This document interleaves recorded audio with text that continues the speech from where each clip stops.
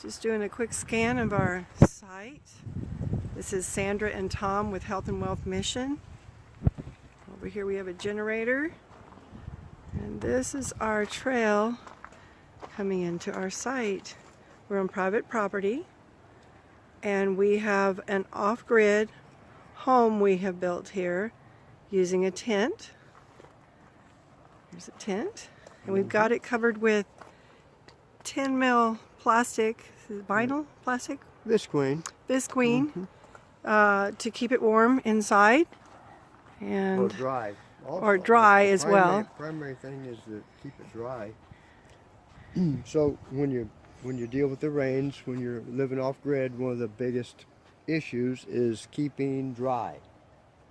Keeping your clothes dry and things that anything touching the side of a tent typically will get wet when it rains because it weeps through the walls of the tent. So this Visqueen just happened at 20 feet wide, completely covered this particular tent, and we're going to give you all the particulars at the end of the video as to where you get everything to put this whole package together.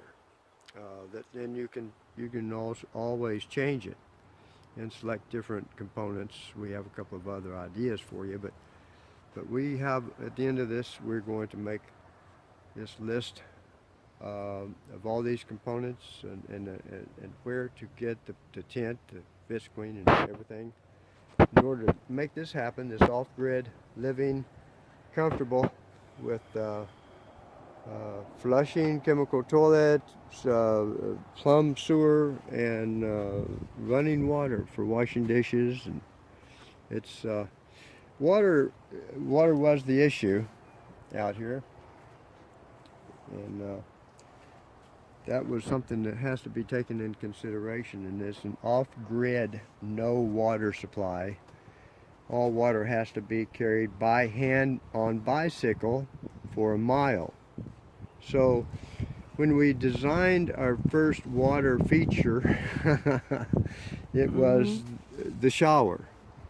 And the shower is basically designed to where it has a 5-gallon reservoir that's designed to completely recycle 3.5 gallons that you put in it. Preheat the water. We have it designed to flush itself. It recycles during your shower. You take a shower as long as you want. We have a hot camp shower that we just barely let it idle, and it keeps your shower perfectly hot until you get through. And then you can flush your shower water right out of the reservoir, make it ready for the next person in the next shower. Continuously running. Continuously running. Yes.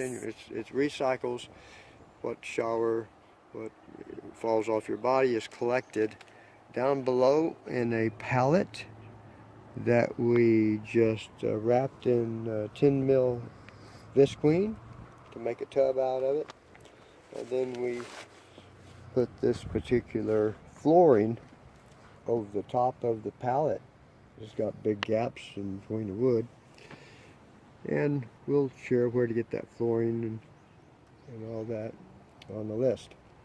$100 for the entire list and instructions how to build a waterless camp off-grid that meets the Federal Water Pollution Control Act Amendment of 1972, Public Law 92-500, Section 2 and Section 301A. It enables you to be compliant with that law, which is a federal law that mandates not being compliant. And there's one of our little bunny rabbits running across the trail. You might get to see the bunny rabbit. Yeah, it's been fun out here with the nature. Our birds, our bunnies, and we even had a cat that came to visit us. So a bobtail, was it one of those bobtail cats? Bobcat. Bobcats. Yeah, that was interesting. And a red-tailed falcon. Red-tailed. Right. Yeah. Is it a Hawk. falcon? Hawk. Mm-hmm. Flies over us all the time. It's beautiful. But when we first came out here, Here's the bunny. it was completely rat infested, and I have one neighbor, and they were having major problems with rats. So I recalled a little trick that we did in Alaska to keep the rodents from getting into our off-grid homes that we built up in the mountains in Alaska, and that was enable them, give them bait. When they go for the bait, they fall in the water and drown at the bottom of a bucket. But it turns out that they're so big out here that I had to literally get 2 buckets and put together upside down. You can take a shot inside, but yeah, okay, good, and you'll see that it hasn't been used for a while. We pretty much have eliminated the rat population in this area. Yeah. I've dumped maybe 24 in a short period of time, and Yep. we modified a trap that we bought from one of the local suppliers, and I'll show you how we modified that. It's very easy, very inexpensive, and they don't get away. They don't get away. We catch them every time. And this right here is what? This is where the generator is. It's in a generator pit. We just dug a hole For the purpose of keeping it quiet and protecting it. And what kind of generator is it? It's a Win 1800. Very good little generator. It'll handle continuous 1500. We definitely recommend it. It's been very, very good. And it's very economical to operate. You know, you can, but it's great to be able to have a griddle in your off-grid living, to be able to have a 1500 watt griddle, and you can do your breakfast, your eggs, your pancakes, your hash browns. You can do your barbecue on the griddle. It's the best investment that there is, and that little generator will run it. It'll power it up, and you can. Takes care of our phones, our computer, and we use a hotspot on Gpad to get on the internet when we need to, and that works out really well. And we charge everything on when we have it, when we're running the little Bella. We then also charge all of our phones and computers at the same time, so we're not wasting any gasoline to run the generator. Over here we have a little fire pit we built with some chairs around it, and right here's a little grill that we use as a grill sometimes. And what's that little thing in the center? It's a tiki. A tiki torch? It's bigger than a torch. It's actually, we'll show you where to get these. They're just totally awesome. We just put diesel in them. It's very economical, and as you can see, it holds a pretty substantial amount, and it's fairly good size. And so it'll burn night after night after night on a minimal amount of fuel. And it's really beautiful. It's really beautiful to watch the flame. And then this also, we removed the tiki, and we have a charcoal pan, and that converts to the most awesome grill. Anytime you use cast iron, it gets hot all around, and you're talking about and grilling. And the food is chicken, delicious. Meat, totally everything is good. awesome. Just awesome. Yeah. So anyway, it just, when we're not grilling, and we just use it as a nice little night light, because it lights up the entire camp, throws up about a foot and a half flame. So on occasion, so it's very nice. And we have our little wood pile here. We had some wood brought in, and we figure it's costing maybe $10 a month. To burn our little wood stove. And that's been that, and we've had some cold months. So yes, very cold in the 20s. It's going to get to the point here pretty quick. We're not going to need it anymore. So succulents, a few different kinds. We have our pretty little plant that comes, and so we have that sitting outside. And we're fixing to walk inside this 250 square foot tent that we got from Walmart, right? Yeah, Walmart. Okay.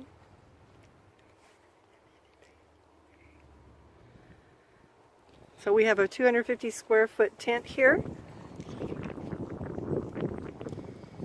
And I'm going to take you inside and we're going to take a look at it.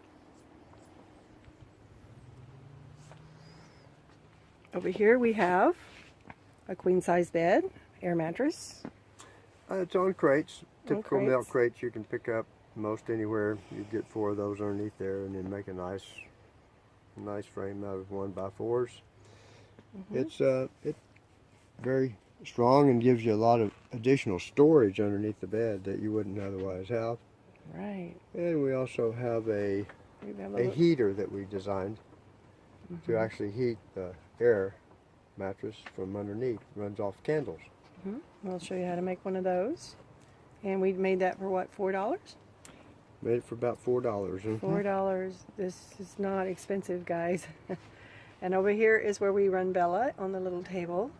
That's she's used to calling it Dollop because that's his name, but it's a griddle. It's a griddle, It's an yeah. electric griddle. Right. And How many watts?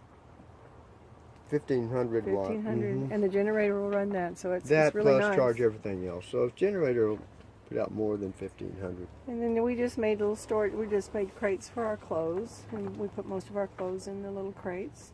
We don't have tons of stuff. We try to keep it light. And we also have a storage battery underneath that charges when the generator runs, and then after the generator's off, then we can still operate. We charge our batteries. We can continue to charge everything off of that. We even have an inverter, 110 watt inverter, 12 to 110 watt, that we can run still electric. We have the lights on the wall that are real nice, and we can actually continue to run those. Nice accent in a tent. The atmosphere in a tent is romantic anyways. Yes, it is. We're on a continuous honeymoon, aren't we? That's right. Okay, now this chair we picked. Are you going to tell them the story of how we got this chair? Anybody can do this kind of stuff. You just go to the thrift stores and keep an eye out, and we found this at one of the thrift stores for $17. It's a double recliner. Double recliner, and everything works on it, and we paid $17 for it. I mean, wow. People are amazed. Completely reclines, zero space, wall space. So it glides outward from the wall of the tent. So it works perfect for this application. And then we use a lantern with propane for light sometimes. When we have the generator on, we have another light that we can plug in and use. So that's really nice. Over here, And we get 20-pound bottles, and we have an adapter, and we fill our own green bottles on our propane devices. And right now, because we got the wood stove, we're only using 2 every 3 days, right? 2 of them. So it's gotten to be very low. less expensive, because it was quite expensive to try to heat this place with just propane. Yeah. And over here we have a coat rack that Tom built. You just make a coat rack out of 1/2-inch pipe. We'll show you how to do that. Real simple. You know, the sizes and dimensions and everything, and you make it as wide as you want. It's very sturdy. You're not going to bend it. Your clothes are not going to bend it. Okay, and this is our wood stove. Isn't she a beauty? This little wood stove found on the internet, $34, $34, I believe, plus shipping, double we'll the provide price. all the information on it, you know, where to get it and everything. Or a different one. And how to modify it to use it inside this particular tent, or anything you want to use it. You'd need to modify it because it had a 2 3/4-inch opening, which was not enough to let it breathe sufficiently, so you always had smoke coming out when you opened the door to put another stick in it. So we increased it to a 4-inch, which is more than sufficient, or is sufficient. I'll say it is exactly sufficient. It works beautifully. So we can actually kick back in the evenings and leave the door wide open and watch the fire burn inside of it like a little fireplace. It's that little stove puts out enough heat 24/7. It's easy. It's very economical. It's easy to keep going. It holds coals good. Can't say enough about it, except for the exhaust flaw. Yeah. And once we overcame and found a solution for that, we'll explain exactly how to get that, where to get the parts. Yes, and this is where we keep our water supply that we go and get, right down here. And we also have another stove, let me add. We have another stove that we've located since we got this one that we're also going to make available to you, so you can make a choice which one you want. And explain to them what this metal is and why it's there. Oh, the metal is because everything is in close quarters in a tent. So it gets hot. So the heat, the little stove, when it really gets to cooking, it puts out a lot of heat, and you have to protect your surrounding area from that heat. And so we just simply put metal, to protect the radiant heat from the source, and it does a great job. You can touch that metal when it's really cooking. The bottom of the stovepipe will be red, and the metal, as long as you cold. have an air pocket behind it, the metal will stay cold. So it's a trick we did in Alaska. It's a old sourdough trick. And we found this little cabinet. Somebody had thrown it away, and it was in perfect condition, so we brought it home and made it ours. That's right. But the beautiful part about it, it was made with stock material, stock size material. So I will give you the dimensions, and to exact dimensions as to how you can build yourself one, and you can make it your color. Right.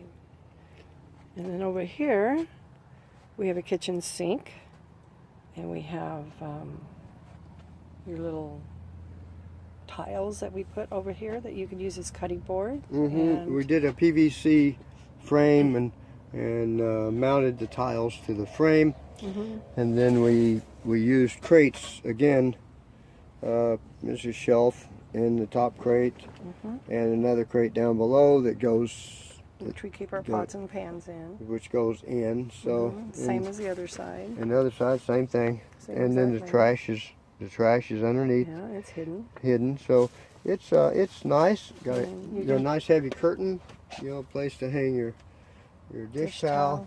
We for pressure we use like weed killer pressure tanks that you'd spray weed killer on weeds and stuff. And we just made it into a sink, so we can, if you have anything to wash, you can wash it, and it turns it off, and it's very efficient. It does not use a lot of water. And it goes down. It drains. We have a 1-inch drain that comes into a collection system, a point source right there for the that comes from the flushing chemical toilet. I'll just show them the valve of the flushing chemical toilet. That's right There, here. the valve in the tank. The tank was we'll explain where you get that. It was just a trash tank, a particular size. Fits right in there, perfect. And we just and how we attach the seat to the fabric, we'll explain how that's done. And what kind of chair is that? Very efficiently. And we have a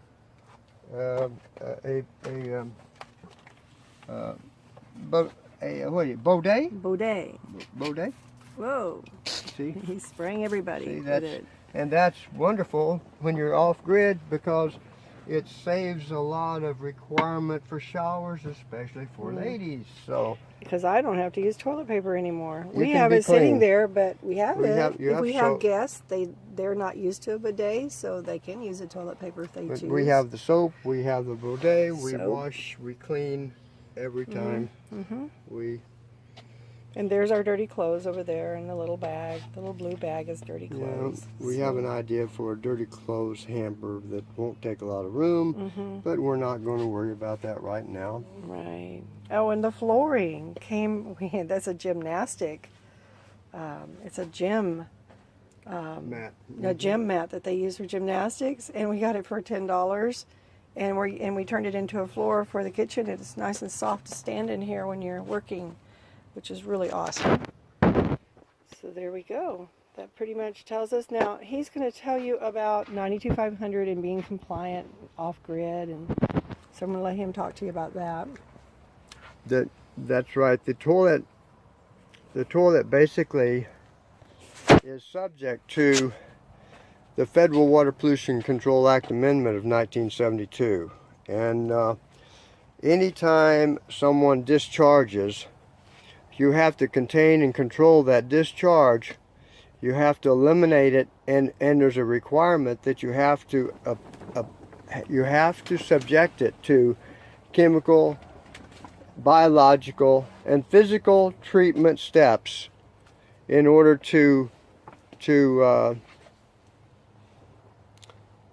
achieve treatment, the best available treatment, which is mandated by that law.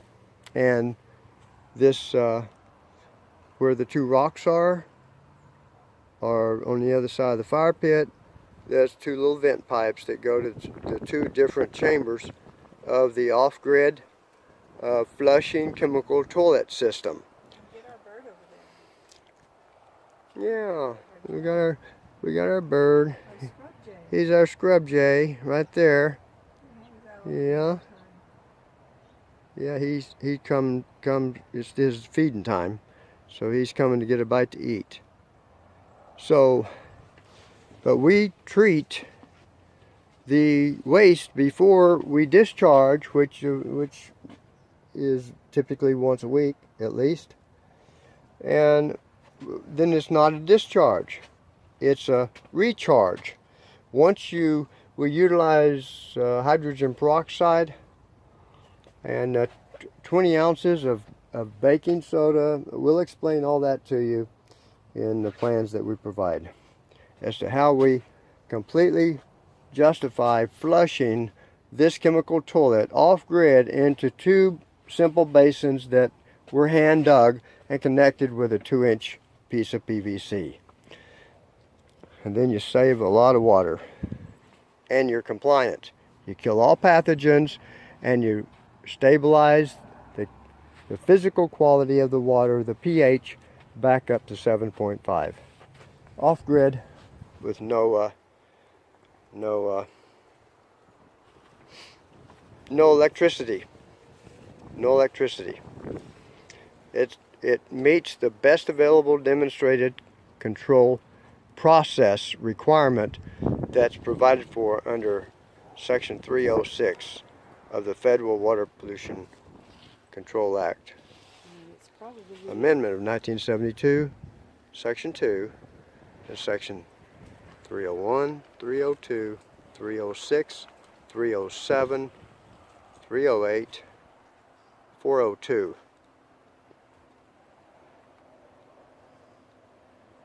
And there, folks, you have it. How to live off-grid comfortably